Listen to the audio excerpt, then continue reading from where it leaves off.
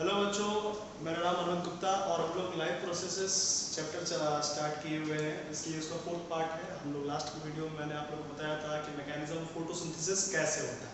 ठीक है, तो फोटोसिंथेसिस तो हम लोग समझ गए, लेकिन फोटोसिंथेसिस में कहीं कहीं बुक में आपको मेंशन किया हुआ है, किसी किसी साइड बुक में इनके और पाथवे C3, C4, कैम। तो ये क्या है, आज हम लोग उसके बारे में डिस्कस करेंगे। ये बहुत बड़ा वीडियो नहीं है, ये एक छोटा वीडियो होगा और सिर्फ पाथवेज के बारे में ही मैं इसमें बताऊंगा कि क्या डिफरेंसेस हैं, ताकि आप कंफ्यूज ना हो। अगर आप फर्दर बायो भी लेते हैं तो भी आप C4, C3 में डिफरेंसेस कर सकेंगे। ठीक है, it is not a very big deal कि क्या है ये सब में। तो हम लोग लाइफ प्रोसेस में फोटोसिंथेसिस अगर आपने नहीं देखा है तो पिछले वीडियो में जाके फोटोसिंथेसिस देख लें। अभी हम लोग उसके पाथवेज की बात करें। ठीक है, तो जहां तक मुझे याद है कि हम लोग ने पढ़ाया था, तो फोटोसिंथेसिस में दो फेज पढ़ाए थे मैंने, लाइट फेज और लाइट रिएक्शन बताया था आपको, और डार्क रिएक्शन बताया था, है कि नहीं? लाइट रिएक्शन और डार्क रिएक्शन। ठीक, लाइट रिएक्शन में मैंने दो प्रोसेसेस बताए थे आपको, फोटोफॉस्फोराइलेशन यानी कि absorption of light energy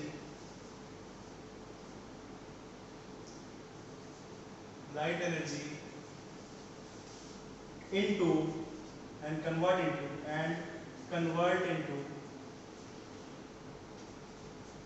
chemical energy. यही हम लोग ने डिस्कस किया था, मैंने थोड़ा डिटेल में किया था। मैं बस प्री कैप दे रहा हूँ ताकि आप लोग को ये समझा सकूं। और जो बात है केमिकल एनर्जी, ठीक, जिसे हम लोग फोटोफॉस्फोराइलेशन भी मैंने बताया था, photophosphorylation.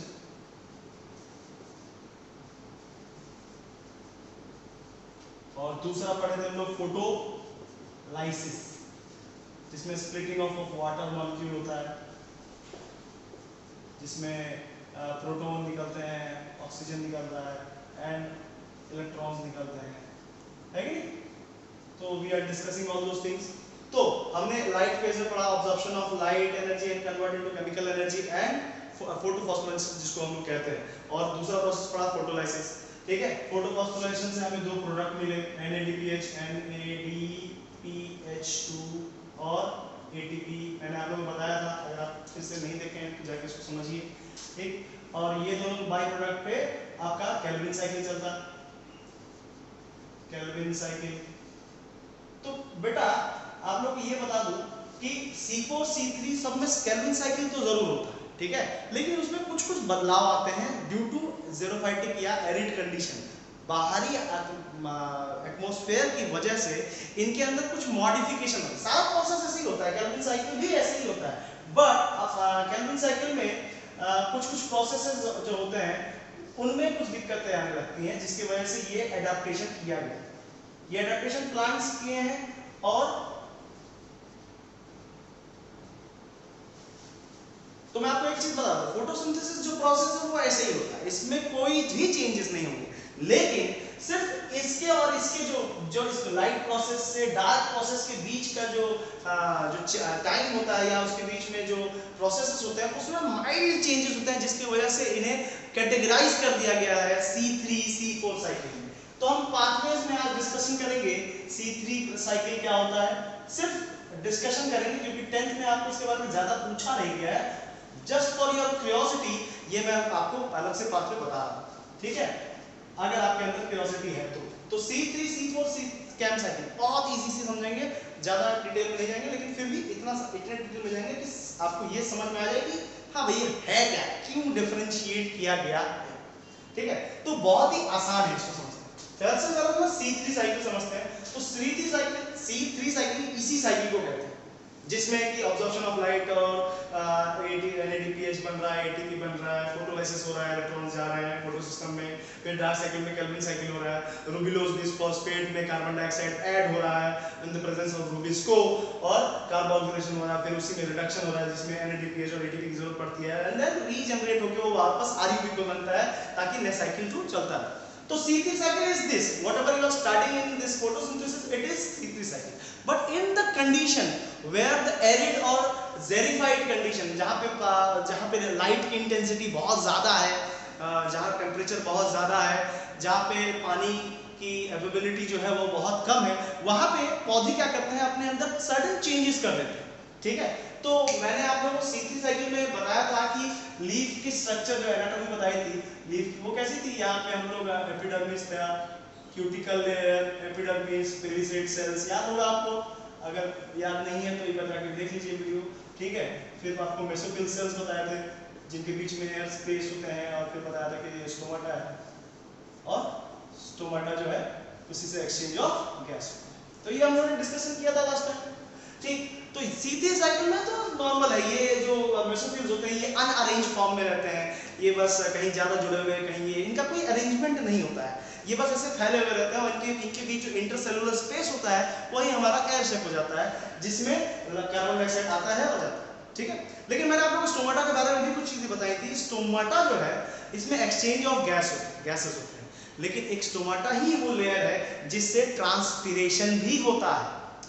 Transpiration is a process in which water evaporate from the aerial part of the plant, मतलब प्लांट के जो एरियल पार्ट होते हैं जिन पे धूप आराम से लगती है, उन जगहों से वाटर वेपराइज होकर निकलते हैं। इस प्रोसेस को ट्रांसपीरेशन कह सकते हैं, कह सकते हैं कि इवापोरेशन फ्रॉम प्लांट भी कह सकते हैं इसे आप। ठीक है, लेकिन इवापोरेशन करने के लिए you need to have open stomata. ठीक है, ओपन, अगर स्टोमाटा नहीं, अब मैं बता दूं कि बाकी जगह से क्यों होता है, लेकिन आपको ये भी पता होना चाहिए कि 98 to 96% of water transpirate from stomata only. बाकी एरियल पार्ट से जहां सॉफ्ट टिश्यूज है वहां होता है, बाकी कहीं से भी वाटर ट्रांसपिरेट नहीं हो सकता। इसके पीछे रीजन है ये क्यूटिकल लेयर, मैंने आप लोगों को बताया था, ये जो क्यूटिकल लेयर है ये वैक्सी लेयर होता है, और आपको ये तो आइडिया हो ही गया होगा कि वैक्स से, अगर जैसे हम ठंडियों में क्या करते हैं, तेल लगा लेते हैं, तो जिससे क्या होता है, मॉइस्चर हमारा जाता नहीं। ठीक है, उसी तरह पत्तों के ऊपर भी ये वैक्स की लेयर होती है। ये वैक्स की लेयर वाटर को पत्ते छोड़ के जाने के लिए नहीं अलाउ करती है, ताकि वाटर वेपराइज हो जाए, तो स्टोमाटा के थ्रू ही होता है। अब जस्ट इमेजिन कीजिए कि एक पौधा ऐसे कंडीशन में जहां बहुत धूप है, वाटर अवेलेबिलिटी नहीं है, वहां पे क्या होगा, ये स्टोमाटा खुलेगा तो सारा पानी तो ट्रांसपेरेंट ही हो जाएगा, प्लस रूट से पानी भी नहीं आएगा। तो ऐसे केस में क्या होगा, उनके सर्वाइवल के लाले पड़ जाएंगे। तो ऐसे केस में क्या करते हैं, इन्होंने अपने अंदर कुछ चेंजेस किए हैं, इन्होंने बस अपने अंदर इस लीफ की एनाटॉमी में थोड़ा सा चेंजेस किया है। सब कुछ ऐसे ही रहेगा, लेकिन चेंजेस ये हैं कि ये क्यूटिकल लेयर हो गया, ये एपिडर्मिस हो गया, ये पेरिसेट सेल्स हो गए। अब ना क्लास 9 में आप लोग पढ़े थे वस्कुलर बंडल, याद होगा आपको वस्कुलर बंडल। वस्कुलर बंडल का काम क्या होता है, वस्कुलर बंडल में होते हैं जाइलम और फ्यूलम। जाइलम का काम होता है वाटर को पहुंचाना, फ्यूलम का काम होता है फूड को पहुंचाना। वाटर और मिनरल जो है वो जाइलम के थ्रू बाई डायरेक्शनल में मूव करते हैं, मतलब सॉरी यूनि डायरेक्शनल में, और फ्यूलम जो होता है वो बाई डायरेक्शनल होता है। ठीक है, मतलब water always move from lower level to upper level of the plant, नीचे से ऊपर ही जाना है, उसके ऊपर से नीचे नहीं आता। इसलिए हम लोग पानी देते हैं तो रूट में देते हैं, ना कि पत्तों पे, वहां से अब्सॉर्ब भी नहीं हो। ठीक है, तो पेरिसेट सेल हो गए। अब जाइलम और फ्लोएम जहां जहां जैसे हमारी ब्लड की नसें हर जगह पहुंची रहती है, वहीं उसी तरह जाइलम और फ्लोएम भी वस्कुलर बंडल की तरह पहुंचे रहते हैं, पर लीफ में भी। ये लीफ का कौन सा हिस्सा है, मैंने बताया था आपको, लीफ को अगर हम ऐसे काट के इस हिस्से को देखें तो हमें पता चलेगा कि ये वस्कुलर बंडल यहाँ पे आ गया। ठीक है, अब मैं इसको ज़्यादा डिटेल में नहीं बनाऊंगा, क्योंकि आपके बोर्ड में मैं सिर्फ समझने के पॉइंट ऑफ व्यू से बता रहा हूँ। तो ये आपके वस्कुलर बंडल हो गए। ठीक, वस्कुलर बंडल के ऊपर होते हैं मेसोफिल सेल्स, देखिए यहाँ पे अरेंज है, इसके ऊपर होते हैं, क्योंकि यहाँ पानी की बहुत कमी है, तो हम नहीं चाहते कि पानी ज़्यादा ट्रेवल भी करे। तो ये हो गया हमारे मेसोफिल सेल्स। इसके जस्ट ऊपर होते हैं बंडल शीट।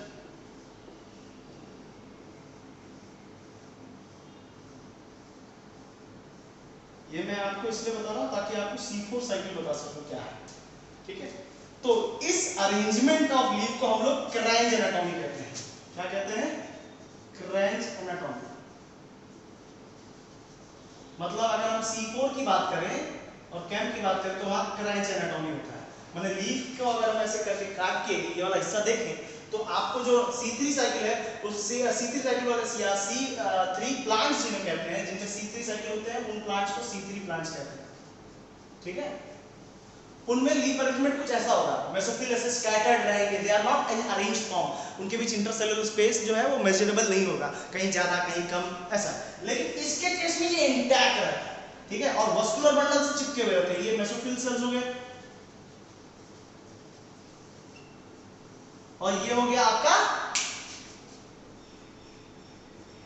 बंडल शिप, ठीक है, बंडल शिप। अब देखिए ये दोनों सेल जो है एक दूसरे के ऊपर है, ठीक है, इसी को मैं यहां बनाऊंगा, है इसे इस टाइप के अरेंजमेंट को हम क्या कहते हैं, अगर लीफ क्या एनाटॉमी में ऐसा अरेंजमेंट है तो उसे हम क्या कहते हैं, क्रांच एनाटॉमी। यानी कि अगर कहूंगा कि एक लीफ में अगर क्रांच एनाटॉमी जैसा है तो वो क्या कौन सा प्लांट हो गया, C4 प्लांट होगा, ना कि C3, ठीक है।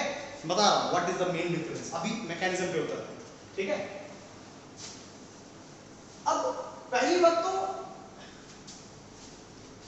क्या अवॉइड करने के लिए अरेंजमेंट किया गया, सबसे पहला पॉइंट C4 किया गया to avoid photorespiration, photorespiration, ठीक है। अब ये नाम सुनने में लग रहा है कि बहुत इंपॉर्टेंट टर्मिनोलॉजी है, लेकिन photo respiration is a wasteful product, मतलब वेस्टफुल रिएक्शन, इसकी वजह से काफी लॉस हो जाता है पौधों को, ठीक है। इसमें होता क्या है आप खुद ही समझ लीजिए। ऐसे जब हम लोग C3 जब पढ़ते थे, C3 साइकिल जब पढ़ते थे तो होता क्या था, केल्विन साइकिल का पहला स्टेप क्या था, कार्बोक्सिलेशन, है कि नहीं, समझने वाली चीज है, ध्यान से सुनिए। यहाँ पे क्या होता था, RUBP क्या था, रूबिलोज बिसफॉस्फेट में कार्बन डाइऑक्साइड आके जुड़ता था, ठीक है, जिस प्रोसेस को इनिशिएट या कैटलाइज करता था RUBIC रूबिस को, और बनता था पहला जो प्रोडक्ट बनता था 3 कार्बन का, वो था फॉस्फोग्लिसरिक एसिड, फॉस्फोग्लिसरिक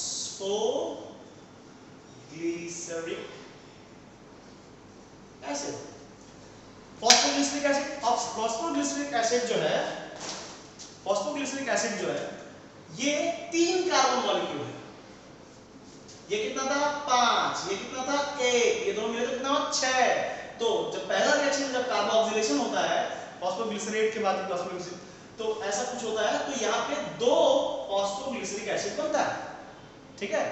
तो टर्मिनोलॉजी समझिए, C3, C में ये जो 3 है ना, ये क्या बता रहा है, ये क्या डिनोट कर रहा है, it denote the first by product number of carbon, मतलब जो पहला प्रोडक्ट निकला 3 कार्बन का निकला तो C3, ठीक है। और अगर यही चीज हम C4 में करते हैं तो C4 में अलग कहानी होता है। C4 में रिएक्शन स्टार्ट होता है बंडल शीट में, कहां स्टार्ट होता है, बंडल शीट में। मैं पहले यहां बंडल शीट बनाता हूं और फिर यहां पे मेसोफिल बनाता हूं, ये हो गया बंडल शीट, ये हो गया मेसोफिल, ठीक है।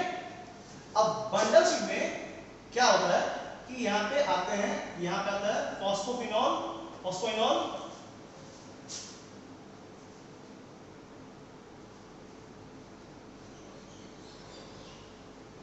एनॉल पाइरुवेट,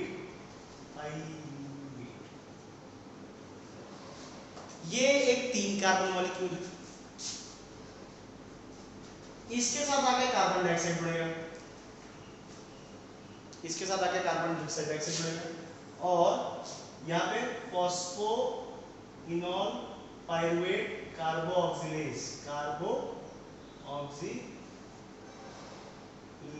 नाम का एंजाइम लगता है और बनता है OAA, यानी कि ऑक्सैलो एसिटिक एसिड। यानी कि अगर हम लोग देखा जाए तो C3 साइकिल में मेसोफिल के अंदर जो क्लोरोप्लास्ट है वहां पहला प्रोसेस है कार्बन डाइऑक्साइड आयुर्वेदिक के साथ जुड़ के 2 फॉस्फोग्लिसरिक एसिड बनाता है। लेकिन इन C4 साइकिल बंडल शिप में रिएक्शन स्टार्ट होता है और कार्बन डाइऑक्साइड फर्स्ट जुड़ता है फॉस्फोइनोल पाइरुवेट से, जो कि 3 कार्बन का है, ये एक और कार्बन मिला, ये कितने कार्बन का हुआ, 4 कार्बन मॉलिक्यूल का हुआ। नाम से समझ में आ गया होगा, C4 साइकिल, यानी कि फर्स्ट बाई प्रोडक्ट क्या है, ऑक्सैलो एसिटिक एसिड, जो कि 4 कार्बन का है, that's why it is called C4 cycle, ठीक है। अब आपके दिमाग में आ रहा था सर ये जो बताया ये कहां है, बता। ऑक्सैलो एसिटिक एसिड जो है इस कार्बन को लेके फिर जाता है और यहां पे केल्विन साइकिल हो रहा होता है, मेसोफिल में केल्विन साइकिल हो रहा होता है, और केल्विन साइकिल में जो पहला प्रोसेस है क्या, रूबिलोज बिसफॉस्फेट को ऑक्सैलो एसिड जो कार्बन डाइऑक्साइड लेके गया वो इसको कार्बन डाइऑक्साइड दे देता है, और यहां फिर से वही साइकिल होता है फॉस्फोग्लिसरिक एसिड। तो समझ में आ रहा है, यहाँ पे कार्बन डाइऑक्साइड, अब इतनी क्या जरूरत पड़ी कि इसको कार्बन डाइऑक्साइड लेने के लिए एक अलग से स्टेप करना पड़ा? रीजन ये है कि जब लीफ एनाटॉमी, जब लीफ ऐसा है, ठीक है, लीफ ऐसा है, तो जहां हाई इंटेंसिटी ऑफ धूप होती है या जहां पे बहुत कम पानी की अवेलेबिलिटी होती है, एंड दैट केस स्टोमाटा जो है दिन में सिर्फ 2 घंटे ही बस खुलता बंद होता है। तो जस्ट इमेजिन सिर्फ 2 घंटे, मींस 2 घंटे में वो जितना कार्बन डाइऑक्साइड छोड़ सकता है और जितना ऑक्सीजन ले सकता है, सॉरी जितना ऑक्सीजन छोड़ सकता है, जितना कार्बन डाइऑक्साइड ले सकता है उतना ही ले सकता है। और उसके तो पूरे 24 घंटे है, 24 घंटे में सिर्फ 2 घंटे ऐसा काम कर रहा है।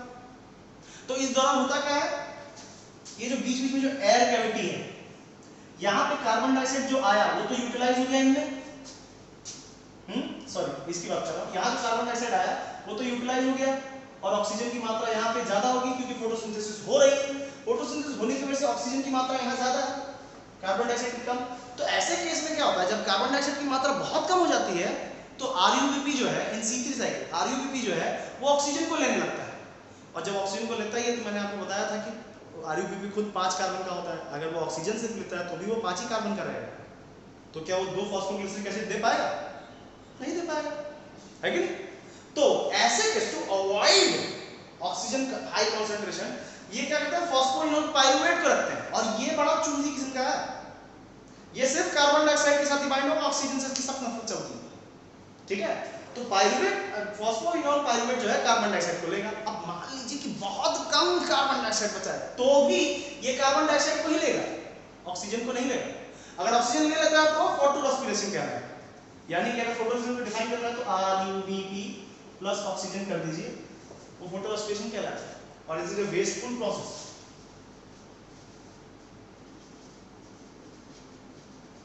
टू अवॉइड RUBP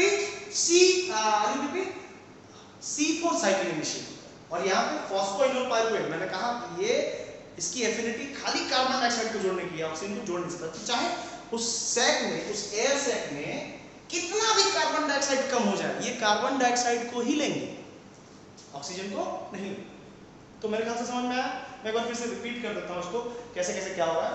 यहाँ पे क्या हो रहा है, C3 साइकिल में सब कुछ नॉर्मल है, C3 साइकिल में जैसे फोटोसिंथेसिस पढ़ाया था वही हुआ, लेकिन C4 साइकिल कब होता है, जब स्टोमाटा बहुत कम खुलता है, और स्टोमाटा कम खुलने की वजह से एक्सचेंज ऑफ गैस भी कम होता है, तो कार्बन डाइऑक्साइड जो इसमें होता है वो तो यूटिलाइज हो जाता है, उसके बदले ऑक्सीजन निकल आता है। तो यहाँ पे कार्बन डाइऑक्साइड की कंसंट्रेशन क्या हो जाती है, बहुत कम हो जाती है, ऑक्सीजन की कंसंट्रेशन बहुत ज्यादा हो जाती है। अगर इसकी जब ये ही चीज इस कंडीशन में होगा तो फोटो रेस्पिरेशन होने लगेगा, ठीक है। तो फोटो रेस्पिरेशन को अवॉइड करने के लिए इन्होंने ऐसा सिस्टम बनाया कि कार्बन डाइऑक्साइड अगर कम से कम भी हो गया तो भी फॉस्फोइनोल पाइरुवेट उसको लेगा और वो कार्बोक्सिलेज के थ्रू ऑक्सैलो एसिटिक एसिड बनाएगा जो कि 4 कार्बन का होगा, और फिर ये ऑक्सैलो एसिटिक जो है ये सेल वॉल के थ्रू होते हुए आपके मेसोफिल में चला जाएगा, मेसोफिल्स में कार्बन डाइऑक्साइड देगा RUBP को, और उसके एलिमेंट साइकिल एज यूजुअल चलेगा। तो यहाँ पे डिफरेंस समझ में आ गया। अगर हम ठीक ठाक डिफरेंस देखा जाए तो C3 साइकिल में फॉस्फोपिनाल नहीं होता है, ऑक्सैलो एसिटिक एसिड नहीं बनता है, ठीक है। लेकिन अगर C4 साइकिल के लिए तो ये सब कुछ हो रहा है। यही सेम चीज कैम्प में होता है, ठीक है। तो ये प्रोसेस है, आप लोगों को डिफरेंस समझ में आ गया होगा कि किस तरह से क्या क्या प्रॉब्लम सॉल्व होती है, ठीक है, सॉरी क्या क्या प्रॉब्लम को किस तरह से इन्होंने रिकवर किया। यानी कि C4 जो साइकिल है वो एक एडवांस टॉलरेटिव कंडीशंस प्लांट में होते हैं, ठीक है। अब जैसे ये आपका नॉर्मल प्लांट जो आपके संज्ञान में रहे, जैसे शुगर कैन का प्लांट हो गया, मकई का हो गया, जो high resistant high arid place में रहते हैं, उनके केस में ये चीजें होती हैं। तो अगर फिर पूछे what is the difference between C4 and C3, तो आप उसको सीधे बोल सकते हैं C3 cycle, the first product of C3 cycle is phosphoglyceric acid, और the first product of C4 cycle is oxaloacetic acid, ठीक है। 3 कार्बन 4, जिसमें ये होगा वो C3 प्लांट्स कहलाएगा, जिसमें ये होगा वो C4 plant. Same castration acidic metabolism भी होता है, सेम कंडीशन, लेकिन मोनोक्लाट प्लांट्स को होते हैं, ठीक है। तो कंडीशन ये है कि इन सब साइकिल्स में ये फोटोसिंथेसिस पाथवेज है, ठीक है। C3 cycle is the normal photosynthesis, the advance form of photosynthesis is C4 cycle, जो कहां होता है, एरिड या हाई ज़ेरोफाइट कंडीशन, ठीक है। अच्छा, तो यहां तक आपको समझ में आ गया। अब इसके नेक्स्ट क्लास में हम लोग पढ़ेंगे डाइजेशन, और digestion is a very important chapter because इससे क्वेश्चन प्रॉपरली आते ही हैं, मल्टीपल ऑब्जेक्टिव हो गया। ठीक है। In next class we will discuss digestion in very proper way. Do visit the video and तब तक इसको आप रिवीजन कीजिए, साइड बुक में आपको ज़रूर मिल जाएंगे।